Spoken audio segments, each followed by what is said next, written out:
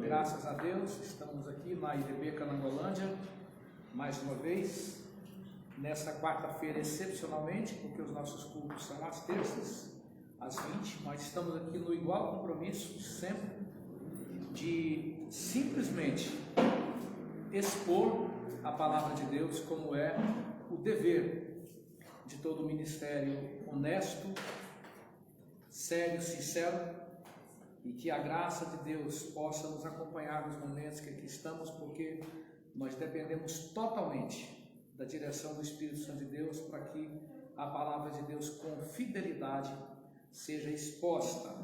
E eu gostaria de apenas ler o versículo 1 e 2 de Neemias capítulo 11, cuja leitura já foi feita de modo integral no domingo passado, nesse último domingo, quando diz assim a palavra de Deus: os príncipes do povo habitaram em Jerusalém, mas o seu restante deitou sortes para trazer 1 de 10 para que habitasse na santa cidade de Jerusalém, na santa cidade, e as 9 partes permaneceriam em outras cidades. O povo bendisse todos os homens que voluntariamente se ofereciam ainda para habitar em Jerusalém.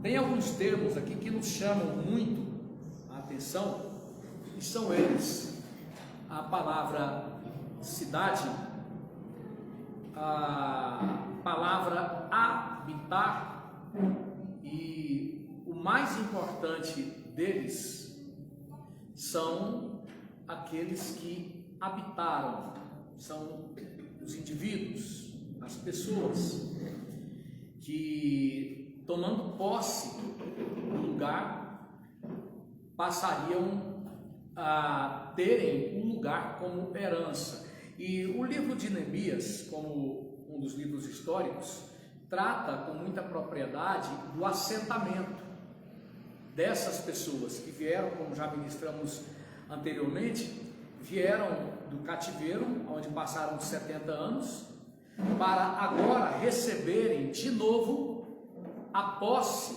da cidade da onde haviam sido expulsos, banidos. Presta bem atenção, eles estão de novo recebendo a posse, eles estão sendo reintegrados no lugar onde eles já estavam antes, no local que lhes fora dado como expressão da promessa de Deus, do pacto de Deus com seus antepassados. Então, eles antes já haviam possuído aquele lugar, mas por causa do real fator de desagregação, o real fator de perda, que é o pecado, eles foram expulsos de lá. Então, nós não estamos aqui nesse contexto tratando de nada novo na história bíblica. Nós estamos aqui tratando de algo que é recorrente. A causa de toda destruição é o pecado. É o pecado que desaloja. É o pecado que provoca o banimento da criatura da presença do Criador. Lá no livro de Gênesis, nós já tínhamos visto isso acontecer. O pecado fez com que Eva e Adão fossem banidos. Eles foram empossados.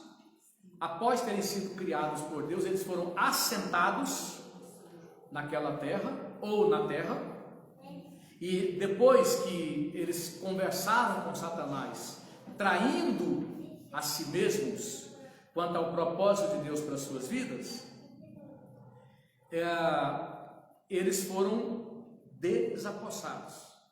Então, pela história, nós vamos ver a graça de Deus em ação, sendo oferecida para que o homem que não merece, não é digno, né? Porque Deus olhou dos céus à terra e viu em todo ser humano, essa condição de indignidade, o pecado que começa em Adão. Então ele, como um veneno, ele é inoculado em toda a descendência, em toda a raça humana. Filhos, pais pecadores geram filhos pecadores desde Adão. Então eles são desapossados, e entra em curso a graça de Deus para que o homem pudesse de novo ser apossado. A verdade é que essa questão da terra que foi entregue, ela passa a mensagem clara da aceitação de Deus. Possuir a terra, desde o Antigo Testamento, era um sinal da aceitação de Deus por misericórdia, por graça. Então, a palavra herança, no Antigo Testamento, ela estava totalmente vinculada à aceitação de Deus. Deus nos aceitou. Era isso que o crente do Antigo Testamento tinha que entender. Deus nos aceitou. Ao sair do Egito, ao serem libertos da escravidão do Egito com braço forte e mão poderosa da parte do Senhor, eles tinham que entender isso. Não é porque nós somos melhores, não é porque nós podemos fazer alguma coisa para Deus, não é porque podemos acrescentar nada para Ele, porque Ele não precisa de nada. Necessidade é relativa ao ser humano, Deus não tem necessidade. Então é por causa da sua graça e misericórdia que Ele nos libertou da condição em que estávamos, para que nós pudéssemos ter esta convivência com Ele, este relacionamento com Ele, para que nós pudéssemos desfrutar da aceitação dEle. E depois que nós, o povo de Deus, Israel, entendermos bem isso, amadurecermos bem esse entendimento, nós vamos ser instrumento da parte de Deus para quê? Para que as outras nações, TT, o tio está pregando no meu coração, fica quietinho, tá bom? Tá bom? Conversa não? Então veja bem, depois que Israel amadurecesse bem esse conceito, Israel seria usado para comunicar esta tão grande e única salvação aos demais povos. O mesmo Deus que chamou Israel para participar desse convívio com Ele, para ser aceito por graça e misericórdia, chamou Israel também para comunicar que a porta estava aberta para as demais nações. Você vai entender isso em passagens como Isaías capítulo 49, quando numa projeção messiânica, através de Israel, mas apontando para Cristo, ele diz claramente que é pouco que você alcance os escolhidos de Jacó. Você precisa ser também para mim identidade para as demais nações. Isaías 66, nem se refere a Isaías porque Isaías foi o profeta que mais falou da vinda de Cristo. É até chamado nos círculos teológicos como o profeta messiânico. Então, o que nós temos aqui é exatamente isso, o fato de que o pecado tendo promovido, provocado a expulsão do homem da presença de Deus, mostra também Deus entrando com graça e misericórdia para que o pecado como consequência fosse revertido, e tantos quantos se arrependessem, quebrantassem seus corações, se abrissem, eles pudessem de novo voltar para Deus. E a posse da terra, a coisa material, a coisa física, ela é fundamental para que nós possamos entender isso, como ministramos no domingo. A coisa material, desde o nosso corpo, que é matéria, até os bens, o salário, tudo o que diz respeito à matéria, serve ou presta-se a esta expressão da salvação. Quis Deus que a coisa material fosse instrumento de expressão desse favor, desta graça, dessa misericórdia. Daí o fato de que todo aquele que se quebranta, que se humilha, ele entende que ele não é dono de nada, ele é mordomo. Ele entende que ele não pode fazer o que ele bem quer, do pouco ou do muito. Aquilo foi dado por Deus para esse propósito, que é crescer nessa salvação e ao mesmo tempo ser instrumento da comunicação dessa salvação para os povos. Então, a cidade de Jerusalém, aqui chamado de Santa Cidade, e ela não aparece muitas vezes no Antigo Testamento com esta conotação, como falamos antes, ela aparece aqui e aparece algumas outras poucas vezes, como na segunda parte dos 66 capítulos de Isaías, como a cidade santa. Ela vai aparecer com essa expressão de forma mais vívida a partir do capítulo 21 de Apocalipse, quando ele vê descer dos céus a santa cidade. Mas em todo o contexto, a cidade, o conceito de cidade, o conceito de habitação, o conceito de terra, o conceito de morar, o conceito de habitar, o conceito de herdar. Esses conceitos todos são utilizados na Bíblia para mostrar uma verdade que é central. Deus quer a comunhão com a criatura. Nós vamos fechar a Bíblia no livro de Apocalipse, de novo citando o capítulo 21, o apóstolo João colocando exatamente isso, que é a vontade de Deus habitar. Lá ele usa o termo tabernacular. O capítulo 8 do livro de Neemias mostra ainda mais esse conceito de habitar, de morar, de ter a terra, de possuir, para que as pessoas entendessem que o propósito de Deus era relacionamento, era comunhão, né? É tanto que eles são orientados a fazerem ali aquelas cabanas, para lembrar que quando eles saíram do Egito, eles moraram em cabanas. E a palavra cabana também é usada para se referir ao corpo. O apóstolo Pedro, ele coloca isso, já quase no final da sua vida, ele diz o seguinte, que o Senhor me falou que em breve eu vou deixar esse tabernáculo, esse meu tabernáculo vai se desfazer. O apóstolo Paulo também usa essa expressão, quando ele escreve dizendo, ainda que eu deixe esse tabernáculo, né? Esse corpo, a palavra grega ali é a conversão do hebraico sukkot ou sukkah para tabernáculo, também se referindo ao corpo. Tudo isso, irmãos, é para entendermos de formas a colocarmos em prática que o projeto de Deus em Cristo Jesus, ele se define, eu não posso nem falar que ele se resume, mas ele se define exatamente na comunhão. Ele se define exatamente no convívio. Nós nunca vamos conseguir fugir disso. Toda e qualquer doutrina bíblica, ela vai encontrar no convívio com Deus, no relacionamento com Deus, a sua expressão maior. Isso porque, de um modo muito claro e fácil de ouvir, fácil de entender, nós podemos ver que o pecado, ele fez exatamente isso, ele separou o homem de Deus. A consequência clara e inequívoca do pecado foi a separação. O pecado separou de Deus. Então, o sangue de Jesus na cruz do Calvário, ele traz de volta a comunhão. Vocês lembram do livro de Gênesis?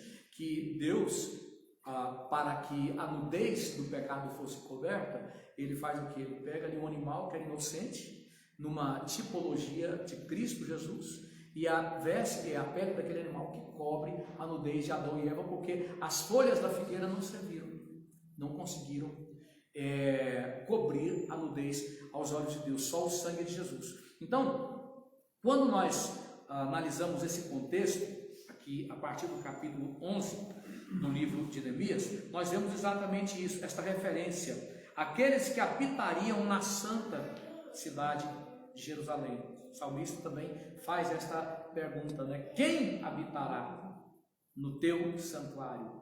Em todo o tempo, em toda a Bíblia, esse é o objetivo, convencer as pessoas de que uma vida que ignora o habitar com Deus, o relacionar-se com Deus, o conviver com Deus, essa vida simplesmente ela é desprovida do seu sentido.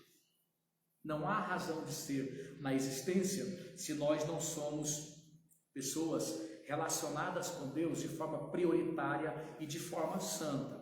Mas eu queria, na continuidade da exposição que estamos fazendo, eu queria chamar a sua atenção, correndo bem lá para frente mesmo, para o capítulo 21, melhor, capítulo 19 de Apocalipse, capítulo 18, perdão, de Apocalipse, versículo 21 e seguintes, onde temos aqui esta leitura. Então um anjo forte levantou uma pedra como grande pedra de moinho e arrojou-a para dentro do mar, dizendo: assim com ímpeto será arrojada a Babilônia, a grande cidade, nunca jamais será achada. E voz de arpistas, de músicos, de tocadores, de flautas e de clarins jamais em ti se ouvirá, nem artífice algum de qualquer arte jamais em ti se achará, e nunca jamais em ti se ouvirá o ruído de pedra de moinho. Também jamais em ti brilhará luz de candeia, nem voz de noivo ou de noiva jamais em ti se ouvirá. pois os teus mercadores foram os grandes da terra, porque todas as nações foram seduzidas pela tua feitiçaria, e nela se achou sangue de profetas, de santos e de todos os que foram mortos sobre a terra. Talvez você pergunte, o que tem a ver esse contexto de Apocalipse com a passagem lá de Neemias, capítulo 11. Ocorre que aqui em Apocalipse capítulo 11, você tem um cenário de reprovação ao projeto humano. Uma vez que o projeto humano de civilização foi reprovado por Deus, esta reprovação ela se faz sentir na forma da ira de Deus, na forma da ira de Deus. E foi exatamente o que aconteceu no capítulo 11, ou no contexto do capítulo 11 de Apocalipse, de Neemias. Quando o contexto ali foi exatamente isso: Israel recebe a terra da promissão. E quando Israel chega na terra da promissão, a terra da promessa, né, que percebe aquela terra que mana leite e mel, aquela terra rica de recursos, aquela terra em tudo próspera, aquela terra em tudo desejável, o que acontece? Israel incorre no pecado comum de toda a humanidade, que volta-se para o que Deus deu contra o Deus que deu. É a volta para o que Deus deu contra o Deus que deu. Algo muito recorrente, algo muito normal, porque é exatamente isso que o ser humano faz desde sempre. Quando ele vive da maneira como ele quer, quando ele usa o corpo que ele tem da maneira como ele quer, quando ele usa o dinheiro que ele tem da maneira como ele quer, quando ele interpreta a família da maneira como ele quer, quando ele interpreta relacionamentos da maneira como ele quer, quando ele interpreta amizade do jeito como ele quer, quando ele interpreta o afeto, o amor do jeito como ele acha por bem, quando ele interpreta o conceito de amizade, de estilo de vida, de lazer, quando ele faz uma leitura da vida em qualquer esfera que destoa do propósito de Deus, então ele está incorrendo exatamente nisso aqui. Ele está usando aquilo que Deus deu contra o Deus que deu. Ele está usando o que Deus lhe deu para um propósito eterno, que é relacionar-se com Ele, é habitar com Ele em santidade, em temor de santidade, para voltar-se contra Deus. É a atitude de traição do homem desde o Éden, né? Então esse povo, quando chega ali, eles vêm de 400 anos de cativeiro do Egito, só miséria, só desgraça. Deus, com a mão poderosa, os liberta, coloca na terra prometida, uma terra abundante, uma terra top. E aí o que acontece? Esse povo rapidamente volta-se para o que Deus deu contra o Deus que deu. Nós temos exemplos bem recentes na nossa história, e eu posso citar dois deles, que já citei aqui várias vezes. Os Estados Unidos da América. Eles eram nada mais, nada menos que quase 13, eram 13 colônias, quase que de escravos da Inglaterra, né? E depois que eles foram assuntos dessa situação para ser a maior potência do mundo, não demorou muito para os americanos se esquecerem de Deus. Diga-se de passagem que a diferença dos Estados Unidos para o Brasil é a diferença da independência americana para a independência brasileira é de menos de 50 anos. Você sabia disso? Então, olha a diferença de nação para nação, como eles prosperaram. Porque os fundadores da nação americana foram homens tementes a Deus. Foram pessoas que tinham uma visão ampla dessa consagração, desse relacionamento, dessa comunhão com Deus, desse compromisso de que o que eu recebi não é meu, não posso fazer, não posso usar do jeito que eu quero. Então, eram grandes homens os fundadores da nação americana, né? Mas as próximas gerações iriam pegar tudo aquilo ali e iriam desvirtuar totalmente. A partir da década de 30 da história americana, então começou-se a criar leis que iriam se traduzir na oposição ferrenha do Evangelho naquela nação que foi a nação que mais contribuiu para a evangelização na história humana, o maior país protestante da história do mundo, né? Então começaria a se opor. Hoje você tem cristãos presos nos Estados Unidos porque pregam o evangelho. Nessa nação é o que acontece. O outro exemplo é a Coreia do Sul. A Coreia do Sul, na guerra da Coreia, se dizia o seguinte, que a fome era tão tremenda que se conceberam ditados populares, como por exemplo, depois de 3 dias de fome, não tem ninguém que permaneça honesto. Então, esse tipo de ditado foi inspirado na fome terrível na época da Coreia, da Guerra das Coreias, né? E o fato é que pessoas começaram a instigar a Coreia do Sul naquela época para orar, para buscar a Deus. E por causa do clamor, da ação dessas pessoas que tinham compromisso com Deus e que levaram a nação a orar, Deus mudou a sorte deles. A Coreia do Sul é hoje uma nação com uma capacidade tecnológica, científica, assim, de causar inveja a qualquer nação, mas é outra nação que rapidamente se esqueceu de Deus. Coreia do Sul é a cidade, é a nação daquele grande pregador Poyong-Chul, que já faleceu. A igreja chegou a ter mais de 1 milhão de pessoas, chegou a ser a maior igreja do mundo, né? Mas esqueceu-se de Deus. Mas isso aqui se aplica a tudo. Esse povo, os judeus, eles foram um exemplo disso, de quem possui da parte de Deus e volta-se contra Deus, que os tornou possuidores. A minha preocupação é que as pessoas entendam isso aqui de forma muito prática. Apliquem isso aqui às questões bem óbvias da vida, como por exemplo o seu corpo.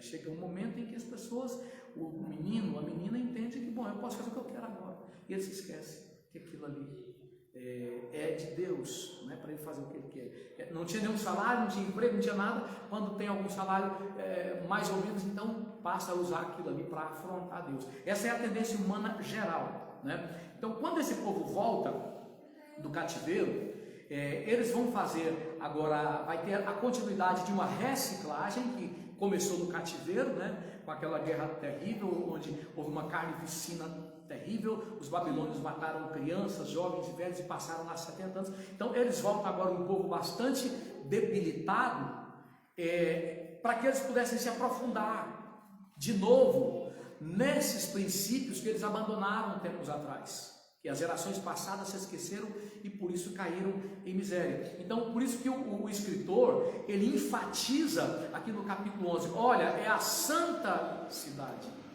de Jerusalém. Se vocês forem recomeçar de novo um projeto humano, colocando Deus de lado, vocês vão repetir as tragédias da história. Se vocês forem recomeçar de novo. Então, esta palavra santa não aparece aqui de modo leviano.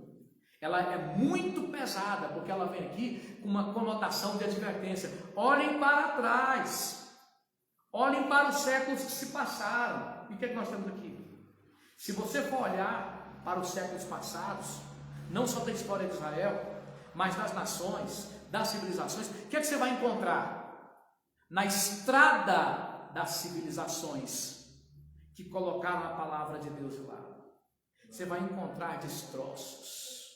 Você vai encontrar toda sorte de miséria, toda sorte de desgraça, toda sorte de ruína, pestes, guerras, fome, destruição, suicídio, barbáries incontáveis. Porque esta é a consequência do pecado. Então, o escritor, aqui que queremos crer que tenha sido Esdras, ele está colocando exatamente isso, ó, é a santa cidade, é uma advertência pesada. Olha para trás. Dá uma olhada, você está com o seu projetinho de vida aí, né? Você está se achando, né? Você está pensando que você é demais, né? Você tem a intenção de dizer para o meio que está ao seu redor o seguinte: não vai demorar muito para vocês saberem do que é que eu sou capaz. Rapaz, baixa a bola, se quebrante, se humilhe debaixo das potentes mãos de Deus. Saiba, enquanto é tempo de saber sem consequências terríveis, que Deus não divide a sua glória. Minha é a glória e a outra não darei, diz o Senhor. Isaías 48 fala disso. Então, esta é uma palavra de muito confronto. Ela não aparece aqui apenas para preencher um texto, apenas para que a redação do texto fosse, vamos dizer assim, bem colocada. Não, isso aqui é doutrina pura, isso aqui é ensino bíblico destilando, transbordando. Dá uma olhada para trás, olha para a história, para que você não possa repetir os erros dos seus antepassados. Olhe para a história e pergunte o seguinte: quem na história conseguiu ser feliz rebelando-se contra Deus? Analise a história e procure identificar uma pessoa só, uma civilização só, uma sociedade só, uma nação só, que conseguiu viver a plenitude da existência na rebelião contra Deus. E fazendo essa pergunta, se você vai encontrar alguém que conseguiu levar avante um projeto de vida exitoso sem Deus, você vai dizer o seguinte: não. Aí você vai fazer outra pergunta: se não há na história nenhum caso, eu vou deixar o diabo me convencer de forma tão estúpida que eu vou ser o primeiro caso na história com um projeto de vida bem sucedido, sem que a minha vida seja deveras santificada a Deus, porque a palavra santa aqui, ela é a palavra da dedicação. Os termos como kadosh, por exemplo, do hebraico, a separação, ela tem implicações básicas, como por exemplo, nos separou, nos libertando do pecado, que o Egito significava a opressão do pecado também. A cultura do Egito era uma cultura que oprimia, sobretudo por causa do pecado, do ensino do pecado para aquelas gerações. Ali eles eram acostumados com toda sorte de impiedade por parte daquela nação do Egito, né? Então nos libertou, porque nos separou, nos livrou do pecado, e depois de nos separar do pecado, nos libertando, ele vai nos levar a uma vida de dedicação, uma vida de serviço, pelo que a gente repete muito: não existe salvação sem serviço, aprazível aos olhos de Deus. São dois S's inesquecíveis. Não existe salvação verdadeira sem uma vida de serviço, aprovado por Deus. A salvação, ela traz consequentemente, fatalmente, o serviço. Então esse povo que passa pelo cativeiro, quer dizer, na verdade suas gerações, porque aqui a maioria daqueles que vieram no cativeiro não estão mais vivos, né? Já se passou um tempo considerável, mas de qualquer forma eles trazem aqui esse entendimento fresco, claro, de que eles, dando continuidade às gerações que vieram no cativeiro, eles alcançaram graça para recomeçar um projeto humano que valesse a pena, né? Por isso que o autor aqui ele coloca: então vocês vão considerar o sentido da palavra santidade, vocês vão entender que ele os deixou existir de novo. Era para vocês terem sido deletados da história, era para vocês terem sido apagados, era para o pecado ter acabado com vocês de uma vez por todas. Aí você vai ver como o cronista coloca isso lá no capítulo 9.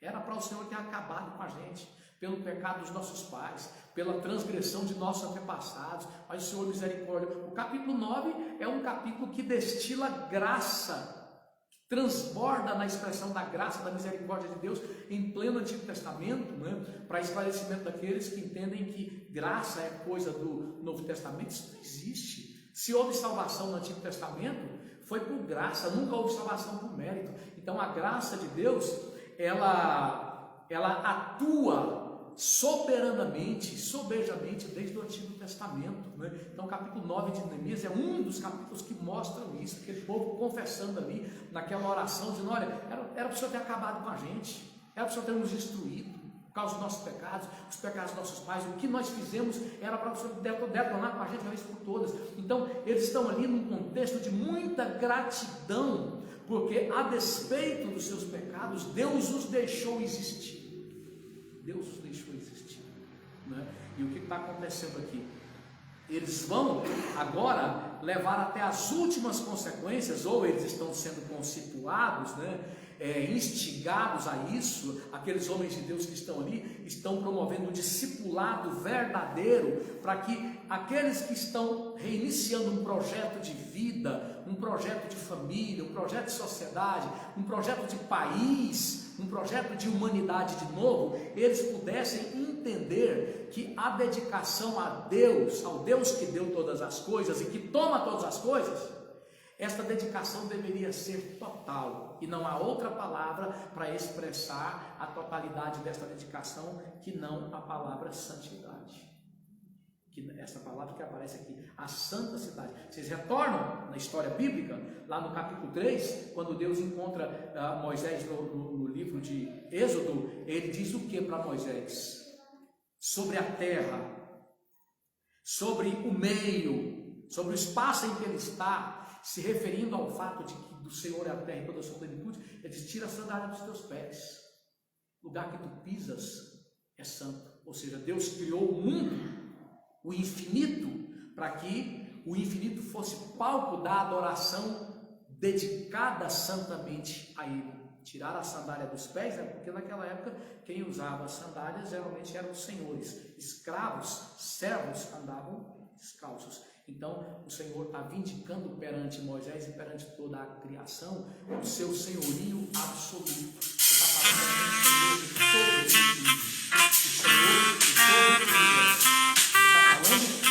Senhor do conhecido e do desconhecido.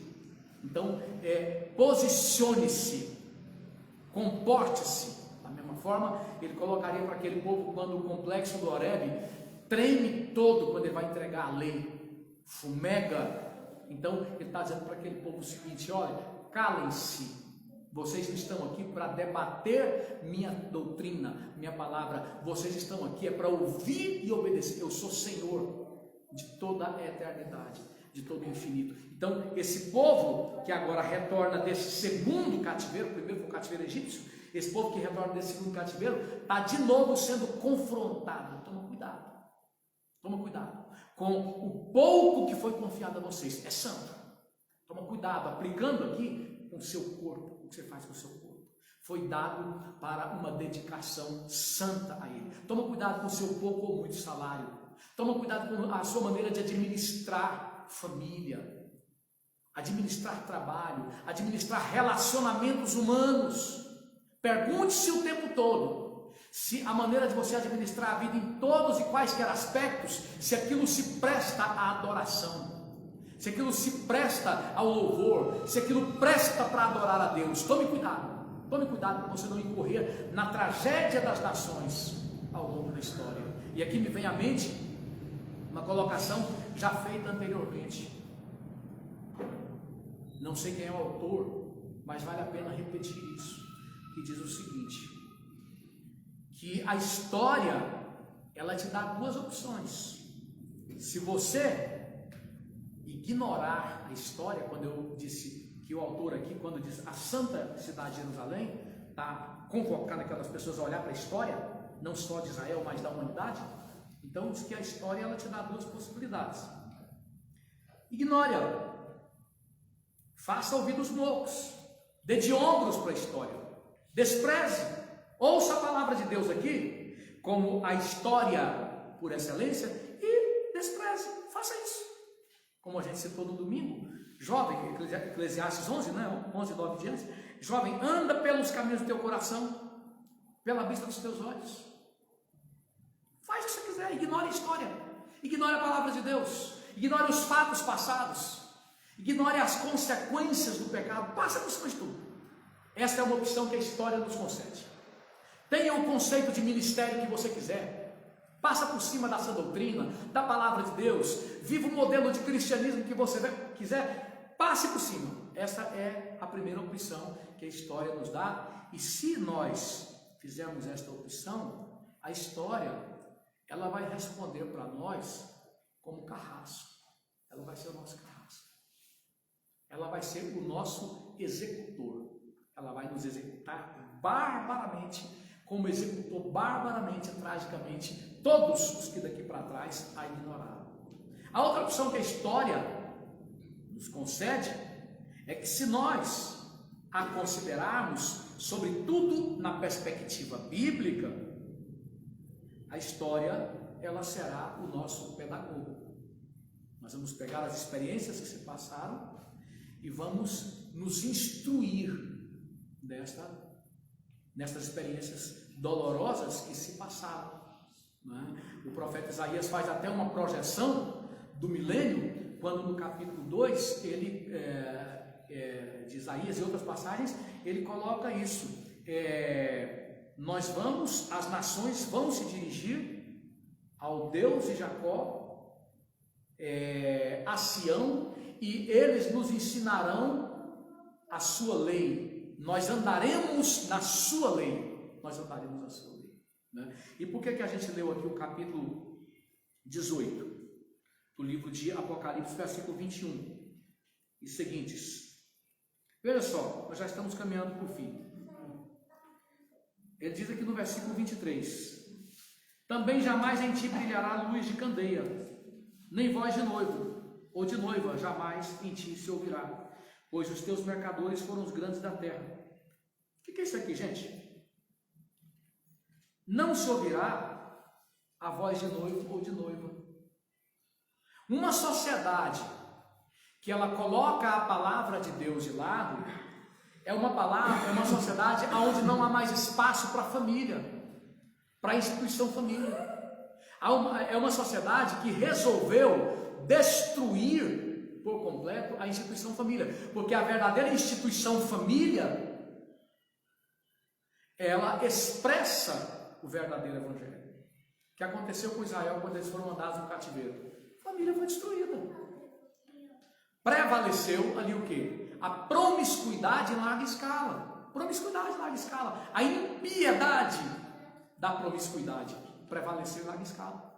Prevaleceu o adultério, é crime aos olhos de Deus. Pode as constituições terem tirado isso, pode não ser mais crime, mas Deus não vai olhar as constituições humanas quando for julgar as pessoas aqui e no dia final. Ele olha para a sua palavra. Deus não vai olhar para o seu conceitozinho de legislação, de constitucionalidade. Deus não vai querer, nunca quis saber, não vai querer saber nada disso. Para o que disse o seu jornalzinho, seu periódico, seu professorzinho, seu doutorzinho. Não, isso aí para Deus não. Jesus falou em Mateus capítulo 25: passarão os céus e a terra, mas minha palavra não vai passar nunca. Ou seja, essa palavra, ela vai valer eternamente. Para cima de todos e quaisquer conceitos, esta palavra vai valer, julgando o homem eternamente. Então, o que aconteceu ali? A família, ela pereceu naquela sociedade anterior ao cativeiro. Prevaleceu o adultério, prevaleceu o crime do adultério, prevaleceu o crime da prostituição, prevaleceu o crime da pedofilia, prevaleceu o crime do homossexualismo, prevaleceu o crime da roubalheira, o crime do estupro, os crimes, porque tudo que está fora da palavra de Deus é crime. Simples assim. Vamos ter consequências? Virão contra nós? O Estado vai vir contra nós por causa disso? O Estado, a igreja vai entrar em choque com o Estado? Que comece logo, está demorando. Venha logo. Porque só assim vai dar para saber quem é falso, quem é verdadeiro. Então aquela sociedade foi uma sociedade que destruiu a família. E como esta sociedade destruiu a família, como parte da sua ignorância aos propósitos da palavra de Deus, então Deus disse para aquela sociedade anterior ao cativeiro: vocês não precisam mais existir como nação. Não precisa existir mais não. Quando você pega a palavra de Deus e coloca de lado, em nome do seu conceito de vida, em nome da sua paixão, do seu afeto, em nome do que você quer, você está caminhando para uma situação em que Deus vai dizer para você: você não precisa mais existir. Seu projeto de vida não me interessa mais. Ele não promove a adoração a mim, pelo contrário, seu projeto de vida é um insulto, é uma blasfêmia. Não precisa mais existir. Quando falamos, olhe para a história das civilizações contrárias à palavra de Deus, elas chegaram no momento em que, quando o juízo de Deus veio, esse juiz estava dizendo: vocês não precisam existir mais não, já deu. Aconteceu com Israel anterior ao cativeiro. Então esses que estão voltando estão conscientes disso. No apagar das luzes da história da humanidade, o capítulo 21 que eu li aqui de Apocalipse está mostrando um contexto em que a família foi destruída. Tudo que vocês estão vendo aí, ó, é casamento de pessoas do mesmo sexo, é ideologia de gênero, é criança aprendendo a como se tornar gay, As pessoas querendo regulamentar drogas. São ministros querendo regulamentar ou desabonar o pequeno traficante. São instituições, como a audiência de custódia, que o bandido é preso em flagrante e sai da delegacia primeiro do que o policial que levou ele para lá. Matou, barbarizou, e sai da delegacia primeiro do que o policial que prendeu. Essa desgraça desse instituto, dessa audiência de custódia, que é uma instituição que foi concebida nesse contexto de impiedade da sociedade brasileira. Então, capítulo 21 coloca: não haverá mais em ti voz, não se ouvirá o cântico de noiva, família destruída. Uma sociedade que caminha para a destruição total dos valores, e a família exemplifica essa destruição. Quando você vê no Brasil, por exemplo, ontem, por exemplo, o ministro Alexandre de Moraes, que não respeita Deus, não respeita a família, não respeita a Constituição do nosso país, não respeita a igreja, não respeita o Brasil, não respeita ninguém, bloqueou os bens de vários empresários brasileiros, que são empresários que dão sustento, fundamento financeiro para a nossa nação, pelo crime de conversar no WhatsApp. O WhatsApp é como a minha cozinha, meu quarto, minha casa, que é inviolável. Mandou bloquear as contas, mandou a Polícia Federal ir lá descumprir a Constituição. Eu pergunto para esses policiais federais: vocês juraram a Constituição, não juraram? Vocês sabem que é cumprir a Constituição. Então vocês estão obedecendo ordens absurdas? Vocês são o quê? Vocês são cangaceiros? Vocês são o quê? Vocês são jagunços? Vocês juraram cumprir a Constituição e estão cumprindo ordens inconstitucionais. Como é que é isso aí? Então, uma sociedade que libera milhares de marginais, de bandidos, e persegue pessoas porque pensam, porque falam. O que é isso aí? É o transbordamento da impiedade, não só aqui no Brasil, mas mundo afora. Mundo afora. Então a humanidade caminha para um contexto em que o juízo de Deus vai se manifestar de forma suprema, e Apocalipse coloca isso, dizendo: vocês não precisam existir. O projeto humano de vocês não me interessa mais. Não me interessa mais. Filos para existir numa interação comigo santa, numa interação comigo de temor e santidade, e vocês vivem só para me afrontar. O projeto de vida de vocês não me interessa mais. Não é interessante para mim. Nós temos que interceder pelo Brasil. Cristãos que apoiam os absurdos que estão sendo praticados por deputados federais, por senadores, por ministros do STF, por essa mídia vendida. Cristãos que apoiam tudo aquilo que é contra a palavra de Deus. A gente está tratando de política, não. Aqui é defesa da doutrina, aqui é a sã doutrina, a questão é apologética. Ninguém mais do que a igreja tem o dever de falar o que eu estou falando aqui. Então veja bem, cristãos que apoiam isso, eles são cúmplices da impiedade. A igreja é a coluna da verdade. Mais do que ninguém, ela tem que levantar alto as suas vozes e a plenos pulmões condenar o pecado, seja do pobre, do de classe média, do rico. É a igreja mais do que ninguém que tem que fazer isso.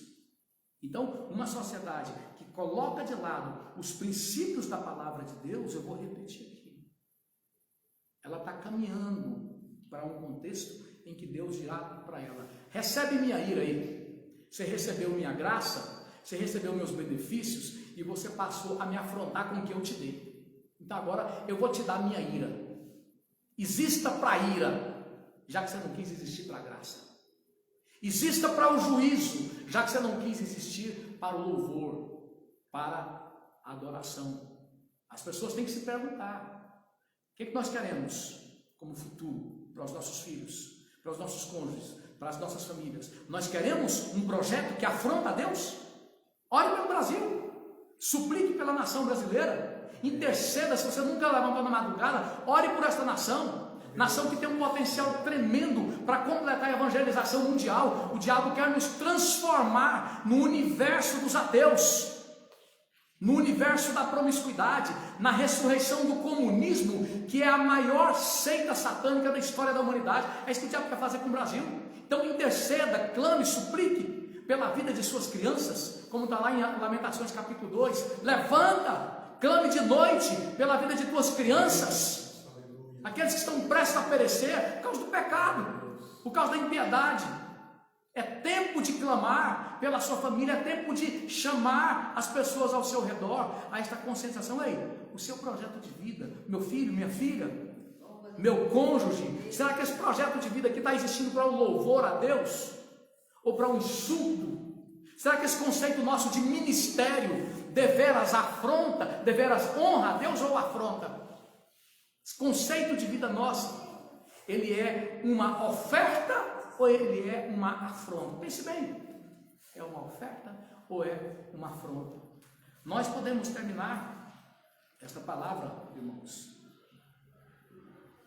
colocando de forma muito simples, que o mesmo Deus que deu a oportunidade àquela gente de recomeçar, de rever conceitos, de rever valores que alguém colocou na nossa cabeça, nós não vigiamos, e aqueles valores que não estavam ali, entraram ali, aqueles pensamentos, aquelas ideologias, aqueles entendimentos de vida que não estavam ali, entraram ali.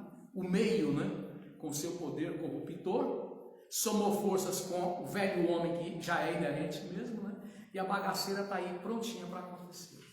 Então, esta palavra, ela oportuniza a revisão de conceitos, a revisão de pensamentos, a revisão de princípios, no sentido de que olhemos para a palavra de Deus e nos perguntemos, esses princípios que hoje estão me influenciando em alguma direção, eles vieram daqui, da palavra de Deus?